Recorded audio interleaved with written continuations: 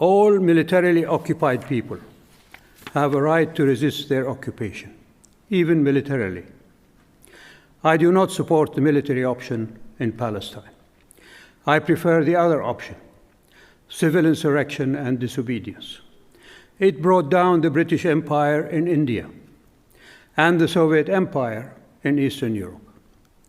Israel has overwhelming military superiority, and we see in front of our eyes the devastation and oblivion it is bringing to the people of Gaza. I categorically condemn Hamas's targeting of civilian targets of any age or gender, as it is accused of. Such targeting belies Hamas's claims to an Islamic identity. There is an Islamic injunction against the killing of innocent children, women, and elders. The injunction is also against the desecration of places of worship.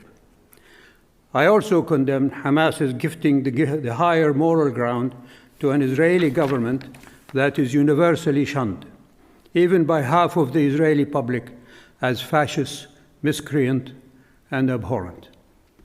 I condemn Hamas for giving this awful government the excuse to ethnically cleanse Gaza of its citizens and bombing them to oblivion.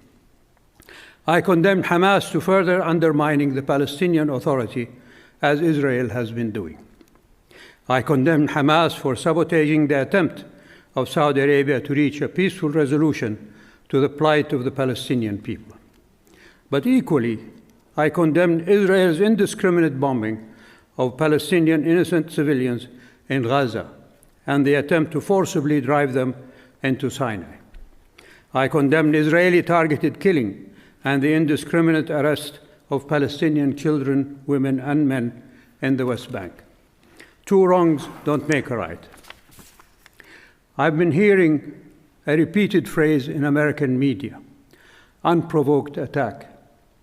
What more provocation is required to make it provoked than what Israel has done to the Palestinian people for 3/4 of a century?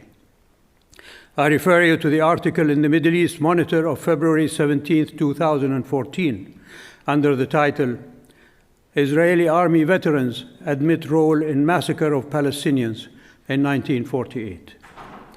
Read it and weep, as I did.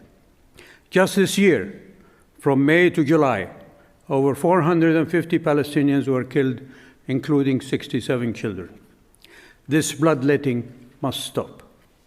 I condemn Israel's stealing of Palestinian lands. I condemn Israeli colonists for rampaging through houses of worship in the Aqsa Mosque in Jerusalem. I condemn Israel for destroying Palestinian homes and olive orchards.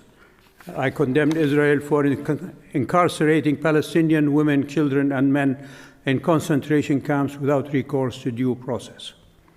I condemn Israel's targeted killings and assassinations of Palestinians. I condemn Israel for funneling guttery money to Hamas, the terrorist group as defined by Israel.